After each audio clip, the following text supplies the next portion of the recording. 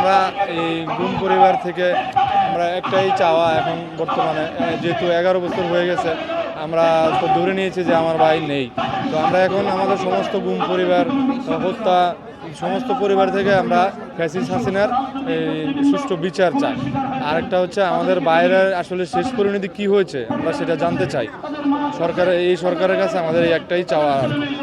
আমার ছেলের হত্যার বিচার চাইতে আসছি এখানে। যারা আমার ছেলেকে হত্যা করছে তাদের যাতে বিচার হয়, তাদেরকে যাতে আইনের আওতায় নিয়ে আসে, আমার এই দাবি এই সরকারের কাছে। শুধু এতটুকু বলতে চাই এই বর্তমান অন্তর্বর্তীকালীন সরকারকে যে আপনারা আমাদের স্বজনের ব্যাপারে একটা সুনির্দিষ্ট সংবাদের ব্যবস্থা করে দেন। আমরা এখনও বিশ্বাস করি যে আমাদের ভাই বেঁচে আছে, আমাদের ভাইকে আটক করে রাখা হয়েছে। আমরা সরকারকে অনুরোধ জানাবো তারা যাতে আমাদেরকে একটা সুনির্দিষ্ট সংবাদের ব্যবস্থা করে দেন, আমাদের ভাইদেরকে মুক্ত করে দেন। দেশ স্বাধীন হয়েছে, নতুন সূর্য দেখেছি, কিন্তু আমরা আমাদের ভাই আত্মীয় স্বজনদেরকে এখনও পাইনি। এই সরকার ক্ষমতায় আসার পর তারা গুম সংক্রান্ত তদন্ত কমিশন গঠন করেছেন, আমরা কমিশনে আবেদন করেছি। আমাদের কাছে পত্রিকা মারফত জাতিসংঘ এবং অ্যামনেস্টি ইন্টারন্যাশনাল মাধ্যম যতটুকু জিনিসই আমরা পেয়েছি সমস্ত তথ্য আমরা দিয়ে সহযোগিতা করেছি।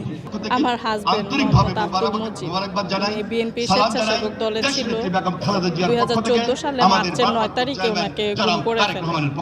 মানে ব্যবসায়িক কথা বললে রেস্টুরেন্টে ডাকে, তারপর মানে ওরা যখন রেস্টুরেন্ট থেকে বের হয় তারপর ওনার সাথে জনদেরকে মানে মাইরা ওনাকে নাকি গাড়িতে উঠায় নিয়ে যায়। ওনার সাথে যারা ছিল ওটা বলছে। এখন আমি পুরাপুরি শিওর যে আশা আছে যে আমার হাজবেন্ড এখনো আছে, জীবিত আছে, হয়তো কোনো না কোনো আয়না ঘরে আছে। আমি চাই আমার হাজবেন্ড যেন ফিরে আসে, ওনাকে যেন মুক্তি দেওয়া হয়, আর যারা এই কাজটা করছে ওদের যেন বিচার হয়। আমি যে আমার বাবা যাতে ফিরে আসুক এবং আমি বাবাকে দেখতে চাই, যারা গুম করছে তাদের যেন বিচার হয়। আমার ভাইকে আমরা ফেরত চাই এবং অক্ষত অবস্থায় এই মায়ের ডাকের প্রোগ্রামে আমরা এসেছি এবং আমার ভাইয়ের ছবি নিয়ে এসেছি। আমরা চাই যে আমার ভাই অক্ষত অবস্থায় ফেরত চাই। আমি এসেছি আমার আঙ্কেলের সন্তানে, উনি হচ্ছেন নজরুল ইসলাম বাচা। উনি আমাদের 10 নং আল্লাহ কোলডাঙ্গা ইউনিয়নের সাবেক চেয়ারম্যান, জননিন্দক চেয়ারম্যান উনি, এবং কি বোয়ালখালী উপজেলা বিএনপির সভাপতি ছিলেন।